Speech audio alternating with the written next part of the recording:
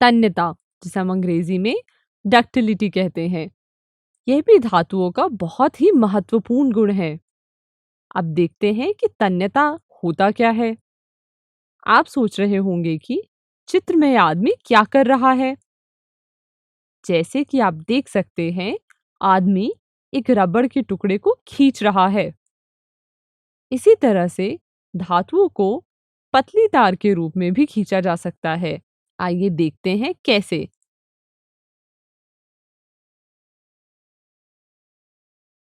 क्या आपने दिखाए गए पदार्थ के आकार में कोई बदलाव पाया? चलिए पता लगाते हैं।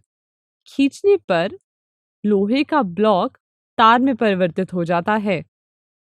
इसी तरह कॉपर का ब्लॉक भी खींचकर तार के रूप में परिवर्तित किया जा सकता है। अब कोयला और सल्फर के साथ भी ऐसा ही किया जाता है, तो क्या होगा? ये बहुत ही छोटे छोटे टुकड़ों में टूट जाएंगे। यह कॉपर या आयरन की तरह तार में परिवर्तित नहीं होंगे। तो क्या हम इन्हें धातु कह सकते हैं?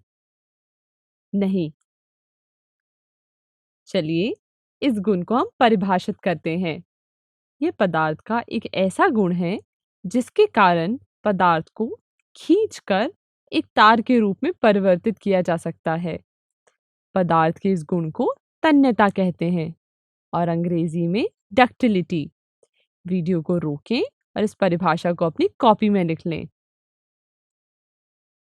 हम इससे यह निष्कर्ष निकाल सकते हैं कि धातुओं को खींचकर तार के रूप में परिवर्तित किया जा सकता है, परंतु अधातुओं को ऐसा नहीं किया जा सकता है। तो हम कह सकते हैं कि धातु तन्य होते हैं। आपने एल्युमिनियम और कॉपर की तारों को तो अवश्य ही देखा होगा। क्या आपने कभी कोयले की तार को देखा है? आप कहेंगे नहीं, ऐसा तो आपने कभी नहीं देखा है। क्या आप जानते हैं कि सोना सबसे तन्य धातु है? आपको ये जानकर आश्चर्य होगा कि 1 ग्राम सोने से लगभग 2 किलोमीटर लंबाई का तार खींचा जा सकता है ना ये आश्चर्यजनक? तो अब क्या आप बता सकते हैं कि बिजली के तारों को बनाने के लिए हम सोने या चांदी का उपयोग क्यों नहीं करते हैं? वीडियो को रोकें और सोचें कि हम ऐसा क्यों नहीं कर सकते हैं। क्योंकि सोना बहुत नरम होता है और ये बहुत ही महंगा होता है। इसलिए बिजली के तार बनाने के लिए इसका उपयोग नहीं किया जाता है। उपरोक्त चर्चा से हम निष्कर्ष निकाल सकते हैं कि धातु आघातवर्ध्य और तन्य होते हैं, जिसे हम अंग्रेजी में कह सकते हैं metals are malleable and ductile.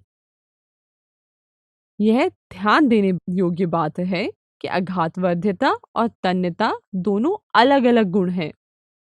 अब एक बार दोहरा लेते हैं कि हमने क्या-क्या पढ़ा। धातुओं को पतली चादर का रूप देना आघातवर्ध्यता और पतली तार का रूप देना तन्यता कहलाता है। इसे कॉपी में लिख लें। चलिए अब इसका अगला गुण देखते हैं।